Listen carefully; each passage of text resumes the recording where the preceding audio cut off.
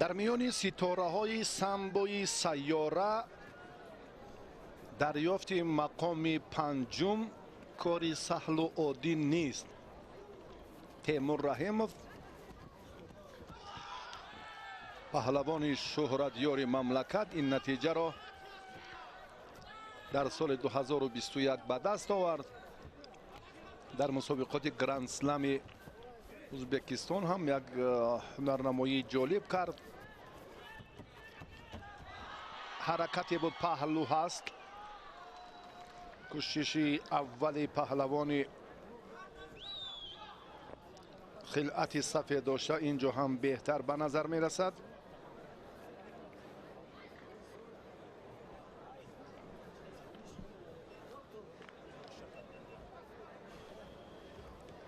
ба Башир ҳоло ёрии таъҷилии тиббӣ расонида мешавад.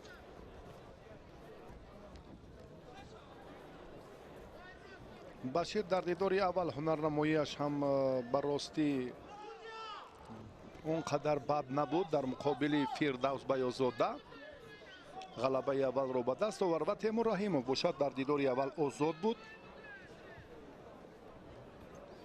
интизори ҳарифаш буд. ҳоло натиҷаи сабқати ин давр роҳи фардои роҳи муваффақияти даври сеюмро муайян месозад ки Хуршед Маҷидов интизори рақиб аст. Бахтиёри Азиз, довари дараҷаи ҷумҳуриявӣ аз ноҳияи Ҷаббор Расулов, ин довари кунҷӣ аст. рақобат боз ҳамоно миёни ҳарду ин ду паҳлавон ҷараён мегирад. ин вохӯрӣ боз ҳам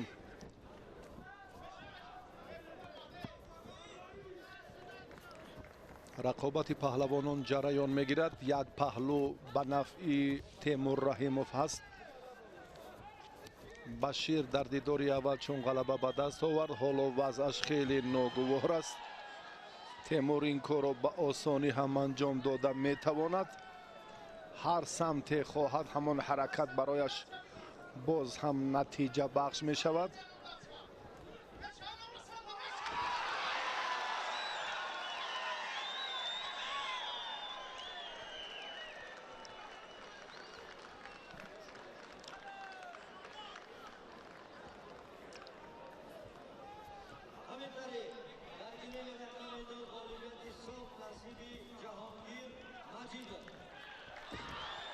темур ҳоло боз ҳам бибинед ки бо ҳаракатҳои ҳамон усулҳои пешпо кӯшишҳои дигареро ки мекунад хеле хуб ҳаст.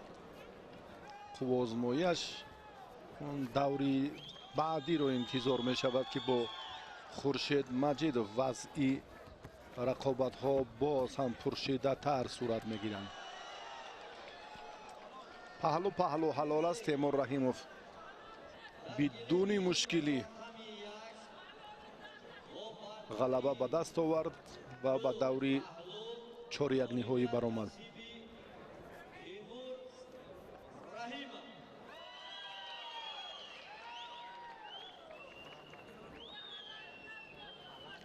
Раҳимов дар вохӯрии чорякниҳоӣ бо Хуршед Маҷидов қуввозмоӣ мекунад.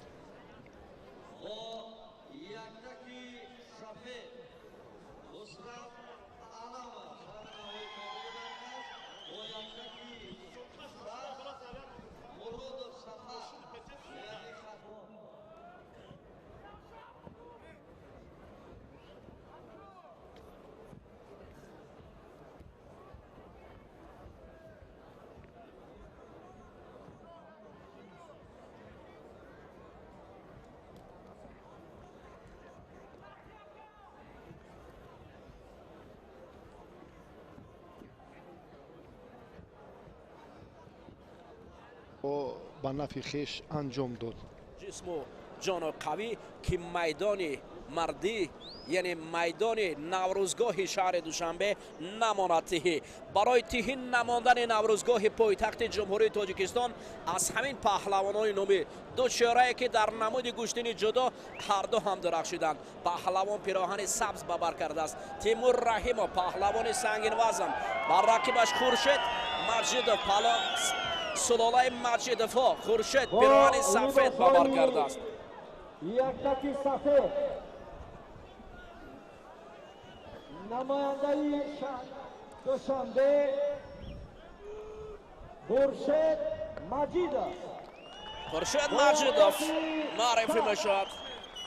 نماینده شهر نوایی توبه نوکه رودکی تیمور رحیمov تیمور رحیمov آخرین مراتب در گرند اسلم تاشکند برای مقام سوم مبارزه برده بود در نماد گشتین جدا. حالا اکنون مبارزه خورشید با تیمور رحیمov آغاز می‌یابد.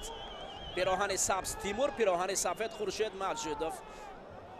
داری بالای گله آقای عباس در نزد گلیم نشسته است.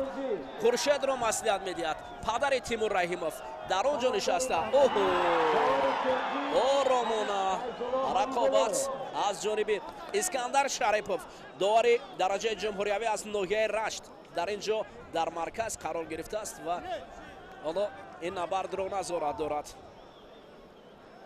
ببینید تیمور رحیمov قد بلند دارد. خورشید سمت دیگر را پیش گرفته است و نبرد آغاز شده است از جانب خورشید. کمی مشکلی حرکتی خورشید مجیدov و تیمور رحیمov کنار میرود. حالا خورشید پیوسته هجوم میکند. تیمور باشد از بالا گشتین میگیرد. آستین یکدیگر را داشتند. تیمور رحیمov نیست بسیار قوت داشته است. خورشید در مقابل بسیار قوی ایستاده است. نماینده شهر دوشنبه کرامتالله حکیمov حالا تیمور رحیمov برای هجوم کردن آماده بود. هر دو رومان گشتین میگیرند. ببینید در اینجا حتی عباس برای خورشید میگوید فعال باشد، باید فعال باشد. حتی عباس اشاره دارد که خورشید مجیدov فعال باش. تیمور رحیمov آرامانه پنجه دست چپ. خورشید حالا فاصله را نزدیکتر میکند. تیمور قد بلندتر دارد. خورشید قدش پستر میایستد. تیمور اکنون داشته است و حالت بسیار هم نزدیک. خورشید مجیدov شاید سر کتف رو هم به کار برد. سمت چپ میگیرد. ببینید نشستن خورشید مجیدov اما قوت نمیرسد. داوری رشتی اکنون گشتین گیرید میگوید. حالا باز میگه ایستاد لحظه. تیمور رحیمov انگشت اکنون انگشت بند میگیرد با داوری مرکز میدهد و برای گشتین گرفتن رومانه نظر دارد. خورشید مجیدov نیست انگشت بند میکشاید. منتظر است تا هر دو پهلوان با هم نزدیکتر فاصله نزدیکتر بیان. خورشید مجیدov دوباره در این انگشت رو کشاده میکند. تیمور رحیمov باشد رومانه با سمت او نظر دارد. گیرید وقت به نظر گرفته شده است. 5 دقیقه اساسی در گشتین ملی تاجیکی گشتینگیری بعدا در حالت اگر معاینه نشدن غالب پس 3 دقیقه دیگر الواگی است. این طلبات قاعده های گشتین ملی. تیمور رحیمov خورشید نه کمی قوای خورشید برای تیمور رحیمov قد بلند شد. تیمور خورشید هر دو هم پهلوانان امید بخش تاجیکند. دوباره هر دو هم سری رو برای هم دیگر میان. بسیار یک حرکت های جذاب هر دو گشتین میگیرند. تیمور رحیمov سمت دیگر را پیش گرفته است. خورشید نمیخواهد دست چپی خود را برای تیمور دهد. برعکس حال از دست راستی تیمور طریق دست چپ میدارد. آستینی دست راستی تیمور رحیمov قواش زیادتر و هر لحظه کوشش میکند که دست خورشید را از بدن خود دور کند حتی از گریبان خود. ببینید فقط حالا دست و پنجه برای گریبان یکدیگر داشتن است. دوباره تیمور رحیمov خورشید وسیله دورتر баъдан барои Тимур Раҳимов медиҳад довари марказ. аввалин баъданро Тимур Раҳимов кор мекунад. ҳамин дар гилеми рақами 2 бадан ба паҳлавони яктаки сабт. навбати дигар ҳолати часпидан тариқи дасти рост. ҷаҳонгир Хуршед Маҷидов, Тимур самти чап мегузарад. бубинед ангуштбандҳо дар инҷо раҳо мешаванд. акнун Тимур мавқеи худро мустаҳкам нигоҳ медорад тариқи аз самти чап. Хуршед нобаста бо қадди пасттар кӯшиш мекунад ки гиребони Тимур Раҳимовро дарёфт кунад. Тимур намедиҳад гиребони худ ба Хуршед. даст меканад, остин меканад, ҳарду ҳам аз ҳам ҷудо мешаванд. Ато Аббос садо мекунад барои Хуршед Маҷидов.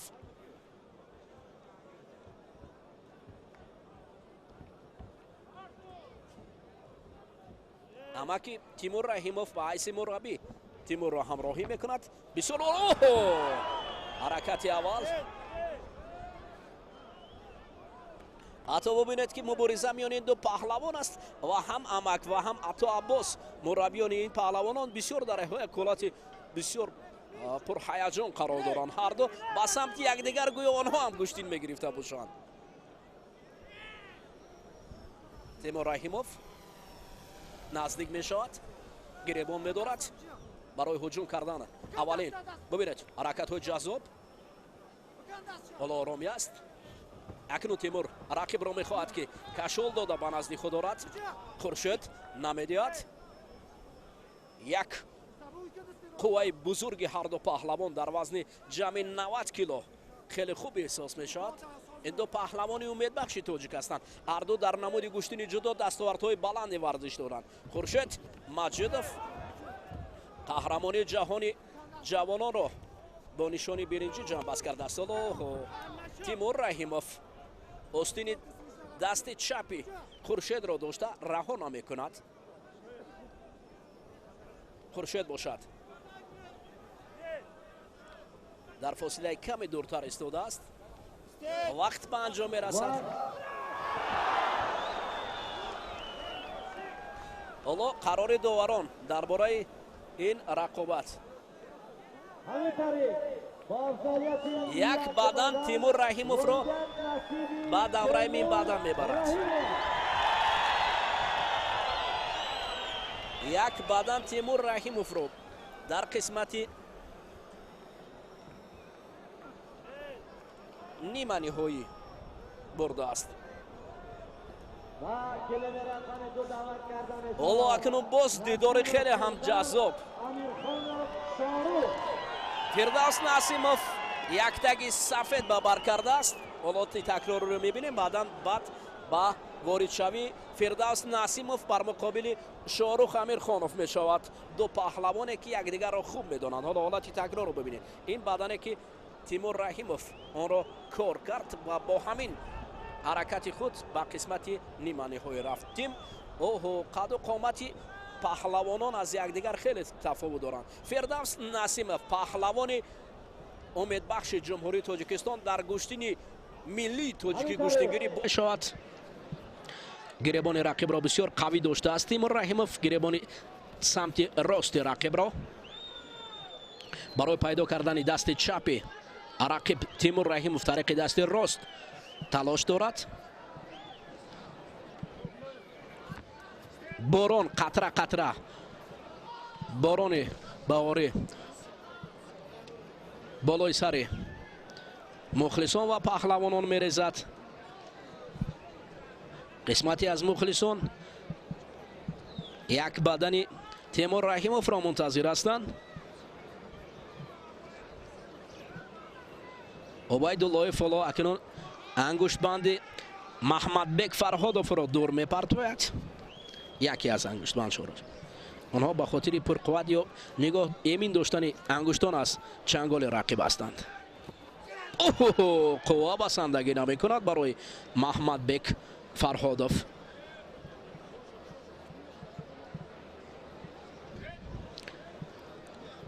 гӯё боду ҳаво низ фармуда бошанд. Дар лаҳзаҳои охирон аллакай қатраҳои борони баҳорӣ бар рӯи замин мерезад. агар бисёр резад барои муқобилияти паҳлавонон монеам шуда метавонад, аммо ин вақт фикр мекунам намешавад, ба хотире ки рақоб огоҳи аввалро Хуршед Ҳувайдуллоев барои Маҳмадбек Фарҳодов нишон дод. Тимур Раҳимов ором аст. як қадам пеш меравад Маҳмадбек ва аввалин усулро анҷом додани аст, аммо Тимур бисёр пухта аст. ба қавли дигар аллакай таҷрибаи ғании гӯштинро медонад ва худро дифоъ ҳам мекунад.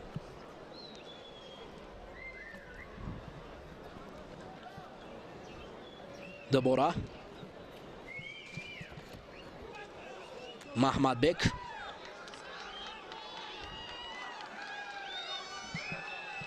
Тимур Раҳимов мухлисон аз ин самт садо баланд мекунанд.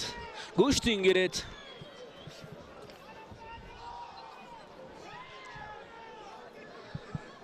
ҳазорон нафар, шояд 25 000 нафар мухлис зиёдтар дар инҷо ҳузур дошта бошад барои тамошои ин гӯштин. ба ҷуз аз ҷои нишаст ҳамчунин дар роҳравҳо мухлисон ҳузур доранд. Тимур Раҳимов, Маҳмадбек Фарҳодов аз самти дасти чапи довари марказ.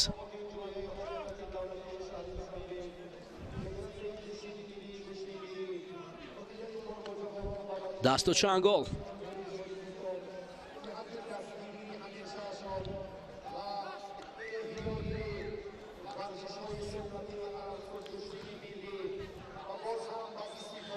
гӯштини миллӣ низ яке аз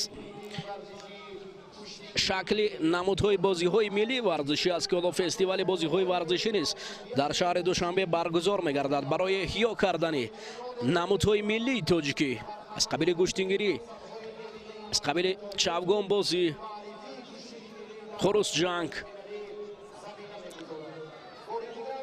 чилик дангал, дигар намудҳои миллии варзишӣ ҳастанд. бозиҳо шомил ба бозиҳои миллии варзишӣ аст. огоҳӣ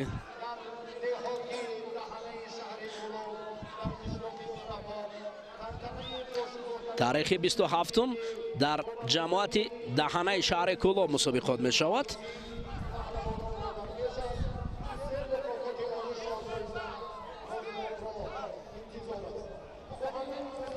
вақт ба анҷом мерасад. дар ин ҷо як бадани Тимур Раҳимовро барои гирифтани шоҳҷоиза вақт ба анҷом расидааст. ё камарбанд ислом мекунанд, давом медиҳанд.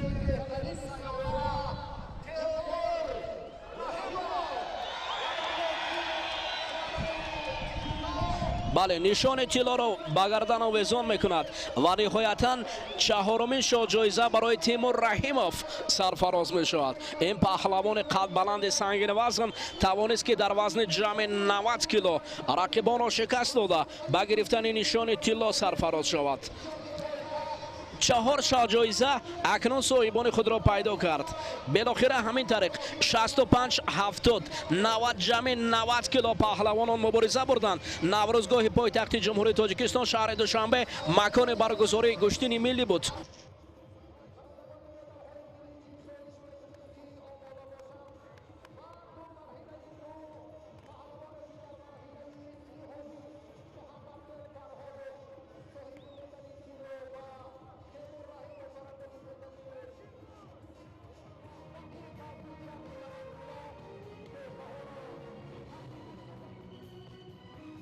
дӯстони азиз, акнун нишонаҳои биринҷӣ, аниқтараш ду нишони биринҷӣ аст.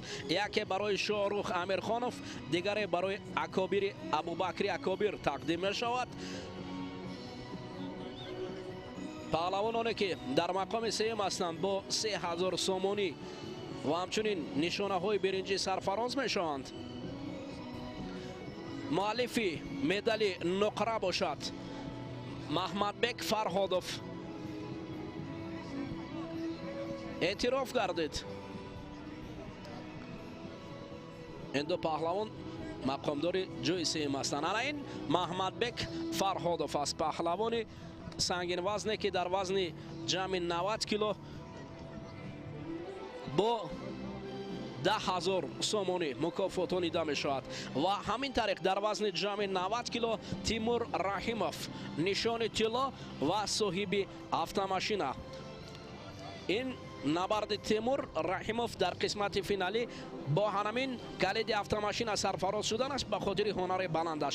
дӯстони азиз, ин буд рӯзи дуюми мусобиқаи ҷумҳуриявӣ оид ба гӯштингирӣ барои дарёфти ҷоми пойтахт бахшида ба таҷлили ҷашни наврӯзи байналмилалӣ 2021 дар шаҳри душанбе. то мусобиқоти дигар шоду пирос ва сарбаланд бошед. телевизиони варзиширо интихоб намуда бо пахш намудани тв варзиш ҷаҳони варзиш ва чунин партофтҳои ҷаззобу ҷилодор танҳо дар телевизиони варзиш сифати HD ва ҳамчунин пахш мустақим. با ما باشد و سلامت باشید.